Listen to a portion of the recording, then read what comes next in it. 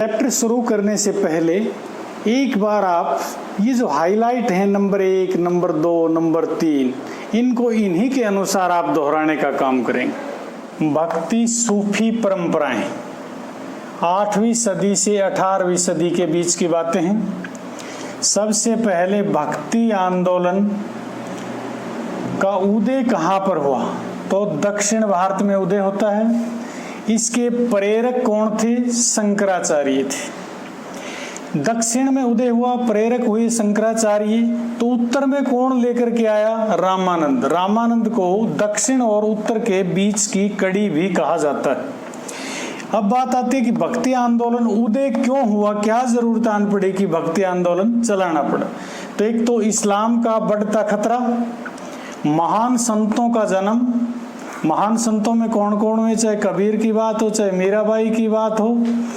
हिंदू धर्म में दोष आए हुए थे। इन सब बातों के चलते कि जो पुराना सनातन धर्म था उसमें दोष अनेकों आ गए थे। महान संतों का जन्म हुआ था, इस्लाम का बढ़ता खतरा था, जिनके चलते आंदोलन चलाना पड़ा और इसका उदय दक्षिण भारत से हुआ। भक्ति आंदोलन का संदेश क्या था? जनता के बीच में लेकर के ये प्रेरक क्या गए कि भाई एक ईश्वर है, एक अल्लाह है, इससे आगे कुछ नहीं है, जात पात कोई नहीं है, सब इंसान हैं। भाईचारे पर जोर दिया गया और एक सरल भाषा पर जोर दिया गया। दक्षिण में दो संप्रदाय आए हैं 8वीं सदी में, अलवार, नैनार। अलवार किसके थे? विष्णु के अनुयायी थे। विष्णु के अनुयायियों को अलवार कहा गया है, शिव के अनुयायियों को नैनार कहा गया है। यहाँ पर महिला संत भी थी। तो जो ये विष्णु के अनुयायी थे अलवार, इनमें महिला संतों को अंदल का नाम दिया गया है, और नैनार जो शिव के उपासक थे, यहाँ पर महिला संतों को क्राइंकल का नाम दिया गया है। एक नाम आया है बासवन्ना। बासवन्ना कौन था? बासवन्ना कर्नाटक में चालुक्य राजा का मंत्री था, ब्राह्मण था, लिंगायत संप्रदाय का संस्थापक था। फिर कई बार आता बोर्ड एग्जाम में बासवन्ना, ब्राह्मण, कर्नाटक में, चालुक्य राजा का मंत्री, लिंगायत संप्रदाय का संस्थापक था। इसके अनुयायी अपनी बाजू के ऊपर एक लिंग बांध करके घूमते थे। उन्हें कई बार जंगम का नाम भी दिया। एकांतिक धर्म, ये उत्तर भारत में एक धार्मिक आंदोलन था जो गीता के उपदेशों पर आधारित था। तो एकांतिक धर्म कई बार बोर्ड एग्जाम में है कि उत्तर भारत में एक धार्मिक आंदोलन जो गीता के उपदेशों पर आधारित, जो महान संत हुए जिनके बल पर भक्ति सूफी जो परंपराएं, भक्ति आंदोलन दो चला। तो एक नाम है, बहुत ही महान संत है कबीर। जन्म 1398, मृत्यु 1518, लगभग 120 वर्ष जीवित रहे। गुरु का नाम रामानंद। नानक देव, जन्म 1469, तलवंडी पंजाब में कालूराम के घर हुआ। सिख धर्म के संस्थापक थे। मृत्यु इनकी 1539 में। मीराबाई 1498 में मेड़ता शासक रतन सिंह राठौर की पुत्री। कृष्ण भक्त थी मीराबाई और शादी राणा संग्राम के बेटे भोजराज से हुई। गुरु रविदास बहुत ही महान संत हैं जो लगभग 150 वर्ष जीवित रहे, 1377 से 1528 तक। ये मीराबाई के गुरु भी थे।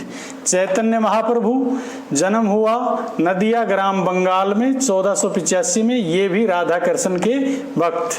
सूफीवाद शुरुआत ईरान से। सूफी शब्द की उत्पत्ति सफा से हुई है, जिसका अर्थ होता है पवित्र। ये सूफी शब्द संतों के लिए जो इस्लाम में है उनके लिए प्रयोग हुआ। इसकी शुरुआत ईरान से। इसमें 4 सिलसिले हुए। सिलसिले कहते हैं जो अल्लाह और उसकी जो इबादत करते हैं उनके बीच की एक कड़ी, जिसमें गुरु रहते हैं। तो एक पहला हुआ है चिश्ती सिलसिला, 12वीं सदी में। चलाने वाले का नाम है शेख मोइनुद्दीन चिश्ती। दूसरा सिलसिला है कादरी सिलसिला, ये भी 12वीं सदी में। चलाने वाले का नाम है अब्दुल कादिर जिलानी। तीसरा है सोहरावर्दी, 12वीं सदी। चलाने वाले का नाम है बहाउद्दीन जकारिया। चौथे का नाम है नक्शबंदी सिलसिला, 1603 में, 17वीं सदी में चला। चलाने वाले का नाम है ख्वाजा बाकी बिल्ला। मकतूबात क्या थे? संतों और उनके अनुयायियों के बीच में, सूफी संतों और अनुयायियों के बीच में जो पत्रों का आदान प्रदान होता था उसे मकतूबात कहा जाता था। आदि ग्रंथ गुरु अर्जुन देव, खालसा पंथ गुरु गोविंद सिंह। अब बात आती है गुरबाणी, गुरुओं की बाणी। आदि ग्रंथ में कुछ गुरुओं की बाणी को सम्मिलित किया गया था, उसी का नाम गुरबाणी है। नंबर 1 नानक देव, नंबर 2 बाबा फरीद, नंबर 3 रविदास जी, नंबर 4 महान संत कबीर जी। इनकी बाणी को गुरु अर्जुन देव के द्वारा आदि ग्रंथ में शामिल किया गया, इसी को गुरबाणी का नाम दिया गया।